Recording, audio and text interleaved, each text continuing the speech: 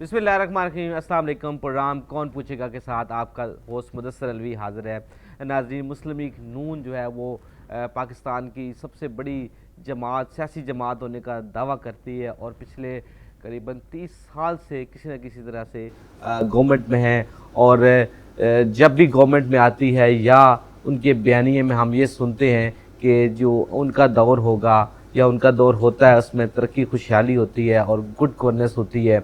लेकिन आजकल के दौर में जहां सोशल मीडिया ने हलचल मचा रखी है, क्या ऐसा मुमकिन है कि कोई पार्टी अगर अच्छी कारकर्दगी दिखा रही हो तो उसका अक्स आपको सोशल मीडिया पे नज़र ना आए और कारकर्दगी जो है वो छुप के नहीं रह सकती?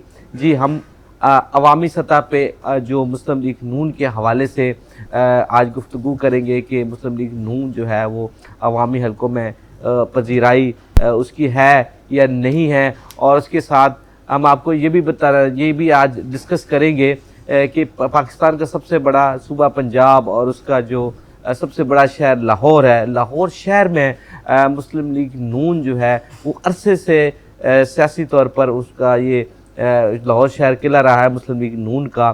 लेकिन मौजूदा दौर में क्या मुस्लिम लीग नून की जो मकबूलियत है लाहौर शहर के हवाले से उसकी क्या सूरत हाल है? आज गुफ्तगू में हमारे साथ शामिल होंगे राना एहसन शराफत साहब। हम उनसे उनको खुश आमदीद कहेंगे शो में और उनसे पूछेंगे, राना साहब ये बताएं कि मुस्लिम लीग नून जो है वो क्या लाहौर में आज भी मकबूल है? क्या समझते हैं आप मुस्लिम लीग नून के हवाले से? अस्सलाम वालेकुम अलवी साहब। तो पहले तो आपका शुक्रिया, आपने आज में टाइम दिया। दूसरा, जो आप अभी अपने इंट्रो कहा कि आपने बताया कि पाकिस्तान मुस्लिम नून जो है वो किसी न किसी हवाले से 30 साल से जो है वो गवर्नमेंट में रही है। मैं ये कहना चाहूँगा कि 30 साल से जो है वो सियासत में रही है, 35 साल से। लेकिन जो अगर हुकूमत का दौरानिया बता कर कैलकुलेट करें तो मेरा ख्याल है वो तकरीबन कोई 8 से 10 साल बनता है। और जब भी कोई गवर्नमेंट हुकूमत आती है तो डेफिनेटली इब्तदाई याम के अंदर वो अपने प्रोजेक्ट्स जारी करती है, अपना जो मैनिफेस्टो है उस पर वर्किंग करती है। और लेकिन जब जब काम करने का मौका मिलता है तो कोई ना कोई मुस्लिम नून के खिलाफ, बल्कि पाकिस्तान के खिलाफ साजिश हो जाती है। लेकिन उसके बावजूद नून लीग ने जो है यहाँ पे अच्छी परफॉर्मेंस दी है, लोगों को एक विजन दिया है। और मेरा ख्याल है कि लाइक इंटरनेशनल लेवल की जो है वो हम लोगों ने सहूलियात देने की कोशिश की है। और अगर ये दौर जो है जो कोई कभी 16 महीने का और कभी 3 साल का, ये अगर 5 साल में कन्वर्ट हो जाता तो आज नून लीग जो पाकिस्तान में है, जैसे आपने जिक्र किया कि जो है वो कम बेश इतने अरसे में जो सियासत का दौरानिया है मुस्लिम लीग नून का, उसमें हुकूमत का दौरानिया बड़ा कम रहा है। तो क्या वजह बनी अगर पाकिस्तान में मकबूल तरीन शख्सियत मियाँ नवाज शरीफ हों और उनकी हुकूमत हो या उनकी इत्तेहादियों की हुकूमत हो और फिर हुकूमत को पूरा ना करने दिया गया वक्त, क्या दुश्वारी लगती है आपको? देखिए, मैं तो समझता हूँ कि लाइक पाकिस्तान जो है जिस मुकाम पे मौजूद है दुनिया के, उसमें इंटरनेशनल सियासत का बड़ा जो है रोल है। तो जब जब पाकिस्तान तरक्की करता है तो चाहे हमारे हमसाए हों, चाहे हमारे स्ट्रेटेजिक पार्टनर्स हों, चाहे हमारे दूर सरहदों से बैठे दूर ममालिक हैं, वो नहीं चाहते कि पाकिस्तान तरक्की करे। अगर पाकिस्तान तरक्की करेगा तो पाकिस्तान एक जो है वो गोल्डन बेबी है दुनिया के लिए, मादनियात के लिहाज से भी, 4 मौसमों के लिहाज से भी और ज़राअत के लिहाज से भी। राय साहब, आपने बैरूनी ताकतों का तो जिक्र किया, लेकिन अंदरूनी ताकतें भी तो मौजूद है जो कि गवर्नमेंट को नहीं चलने देती। डेफिनेटली देखिए, जब बैरूनी ताकतें होती हैं तो फिर अंदरूनी वो अंदर से ही हमला करते हैं। क्योंकि ये सोशल मीडिया का जैसे ज़माना है, वैसे लाइक यहाँ पे स्ट्रेटजीज का भी ज़माना है। अब जो जंगें होती हैं वो गोला बारूद से नहीं होती, अब वो एक दूसरे को कमज़ोर करती होती हैं।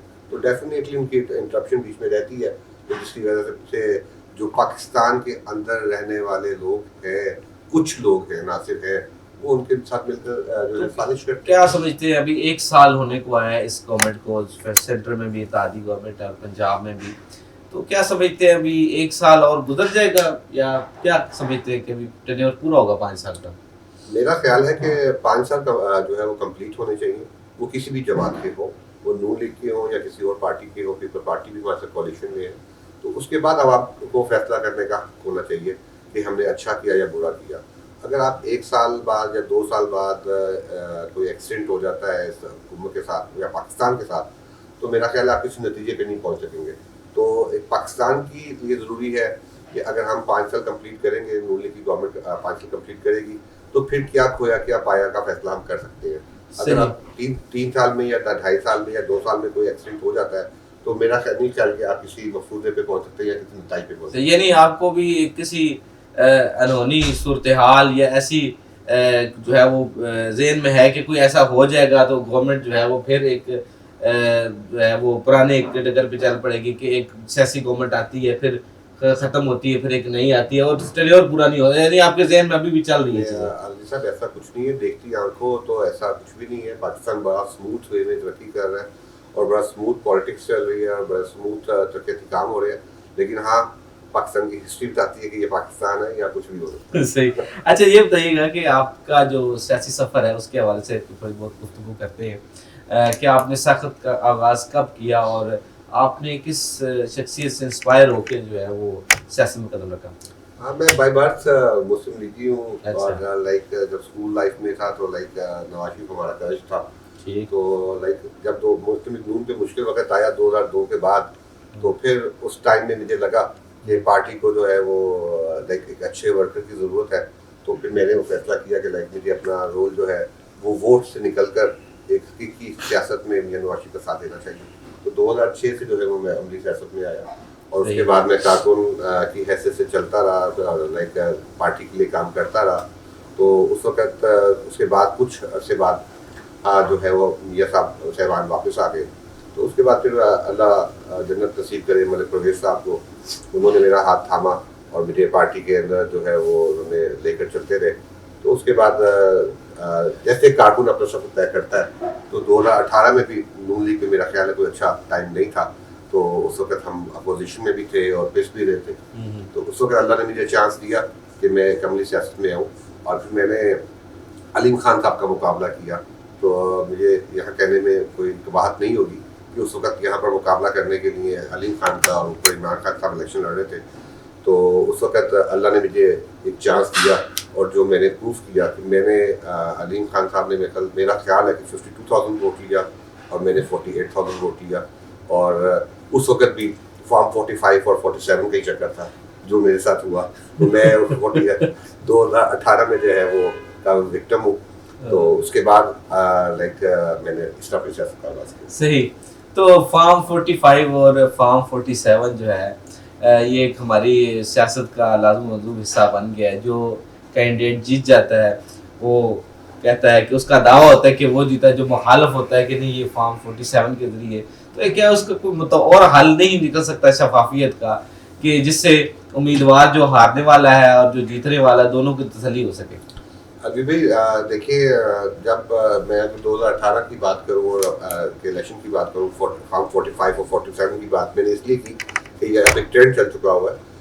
لائک اگر کوئی بندہ ہار گیا ہوا ہے تو اس کو اپنی ہار کو تسلیم کرنا چاہیے اور کوئی جیت گیا ہوا ہے تو اس کو اپنی جیت کو جو ہے وہ عوام کی خدمت کر کے جو ہے مسلم لیگ نون کی ورکرز کے ساتھ جو ہے وہ ورکرز جو ہے وہ نالاں نظر آتے ہیں اور کہا جاتا ہے کہ پارٹی کی طرف لیڈرشپ کی طرف سے خاص طور پر جو ہے وہ عدم توجہی جو ہے وہ رہی ہے. کیا ایسا ہی آپ کی کیس میں بھی ہے؟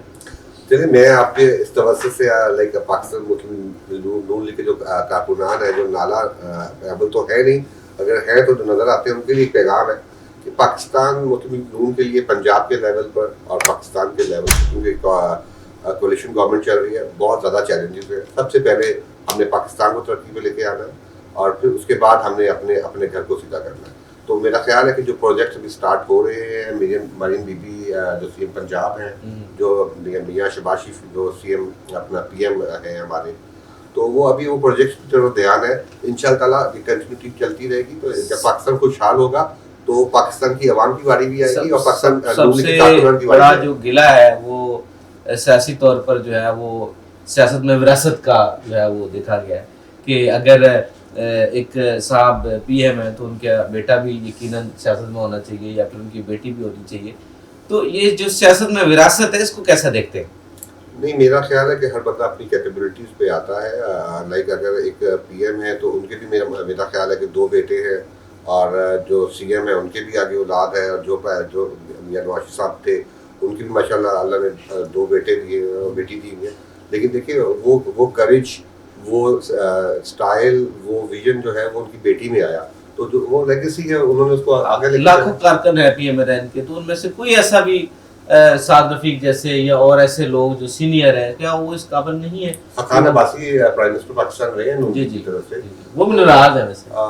نہیں ناراض تو وہ ان کا حق بنتا ہے، لائک ہر بندے کا اپنا ایجنڈا ہے. تو دیکھیں نا پارٹی کے اندر ہے کہ ہر بندے کو اپنی رائے رکھنے کا حق ہے، اور وہ ایک جمہوریت کی نشانی ہے. جی جی، لیکن کیا اچھا ہو کہ اگر باقی جو کارکن ہیں ان کو بھی موقع دیا جائے کہ وہ بھی پرفارم کریں، ہو سکتا ہے بہتر پرفارم کریں.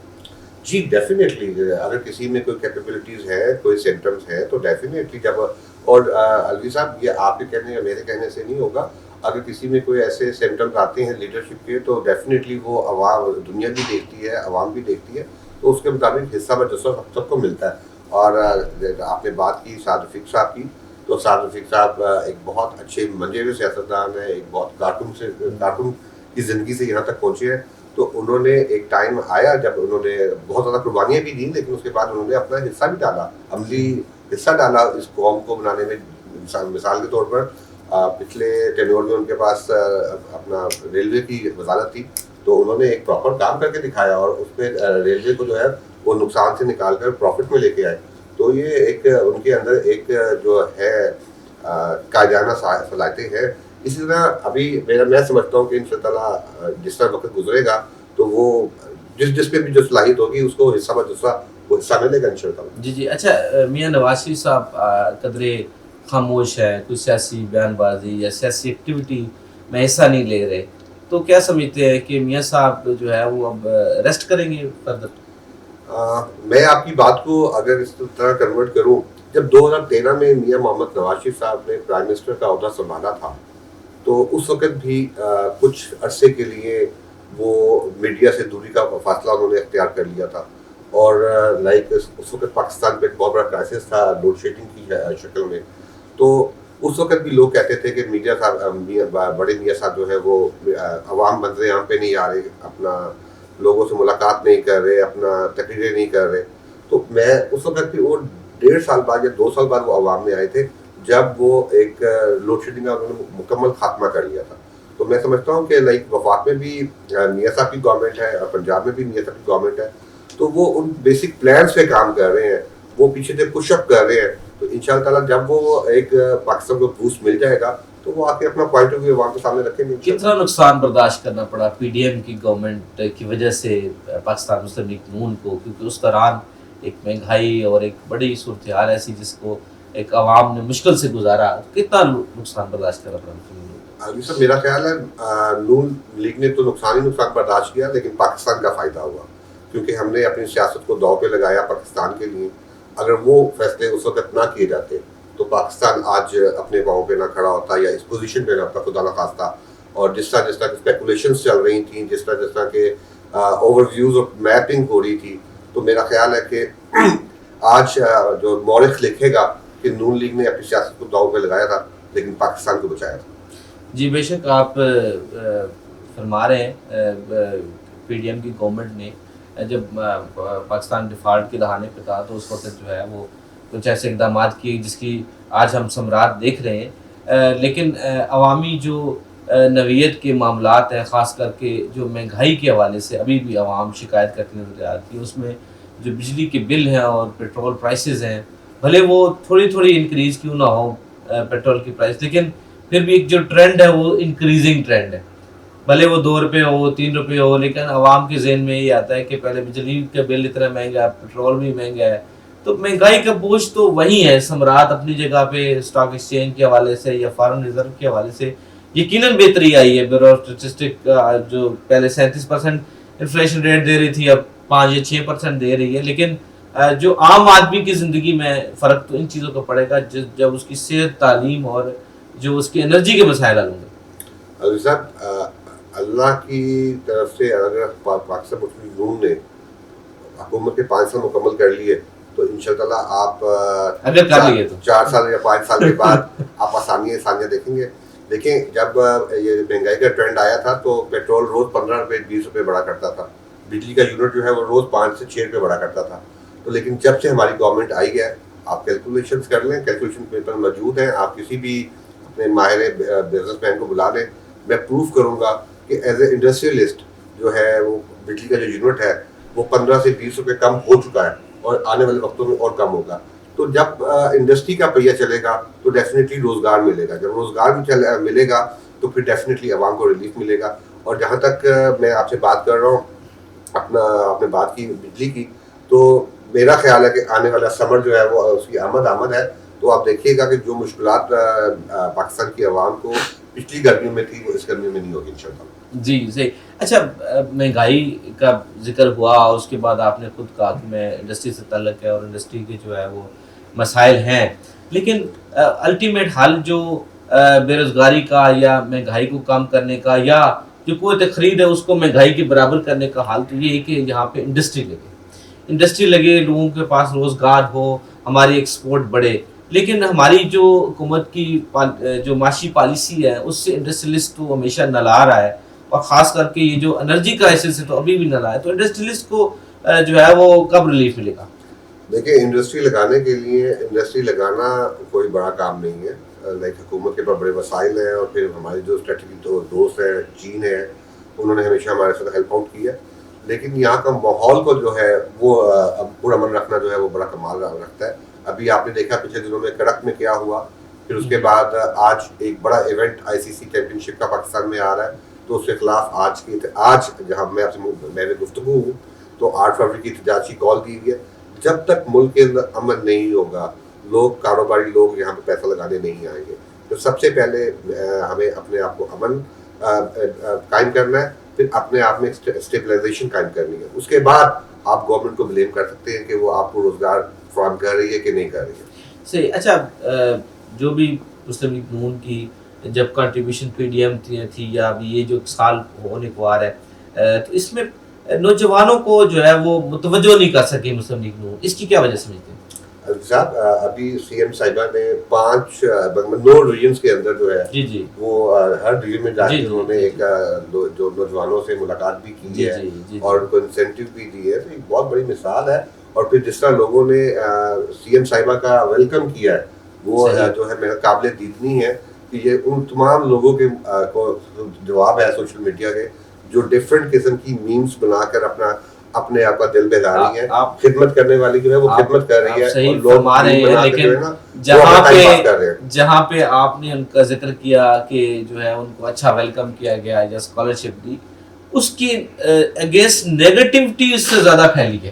میں اسی حوالے سے آپ کی توجہ دلانا چاہ رہا تھا کہ اگر ہنر اسکالرشپ کی اسکالرشپ بھی دیے جا رہے ہیں, جو کہ اچھی بات ہے کہ اگر کسی ہنر بچے کو اگر اسکالرشپ ملتی ہے تو اس میں تو بھلے کوئی بھی پارٹی کرے, کوئی بھی لیڈر کرے, عوام کے مطلب پاکستان کے بچے ہیں وہ پڑھیں گے تو کنٹریبیوٹ کریں گے. لیکن اس کے باوجود بھی میں شاید ہوں ان جو فنکشن کا ذکر کر رہے ہیں کہ وہ فنکشن ختم ہونے کے بعد یا اس سے پہلے بھی ہم نے خود نعرے لگتے دیکھے, مخالف نعرے لگتے دیکھے ہیں.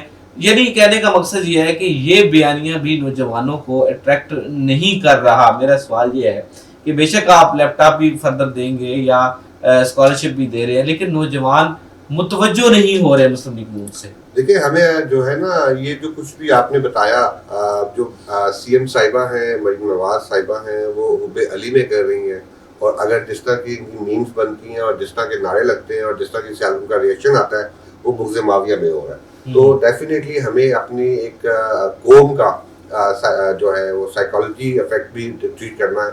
اب دیکھیں جیسے مریم صاحبہ نے یہ ایک موٹر سائیکل لین بنائی ہے اور انشاءاللہ تعالیٰ یہ اس پہ عمل درآمد بھی ہوگا, تو آپ دیکھیں گے کہ ہماری قوم میں ڈسپلن آئے گا, اور جب ڈسپلن آئے گا تو انشاءاللہ وہ ان کی پوری زندگی میں آئے گا. تو وہ میرا خیال ہے کہ کیونکہ ابھی تو جو بھی آپ کر رہے ہیں اس کا ریمیٹل ہم وہ دیکھتے ہیں سوشل میڈیا پہ, وہ NTR ہوتا ہے.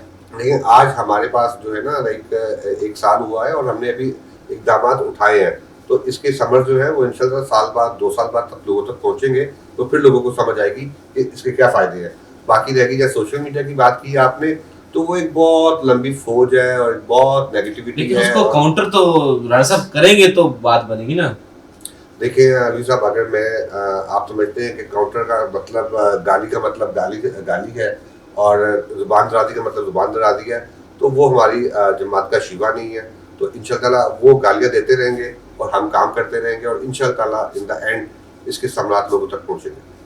جی ہم گفتگو کا جو ہے دوبارہ آغاز کریں گے. اس وقت ایک وقفہ لیں گے, وقفے کے بعد دوبارہ آپ کی خدمت میں حاضر ہوتے ہیں.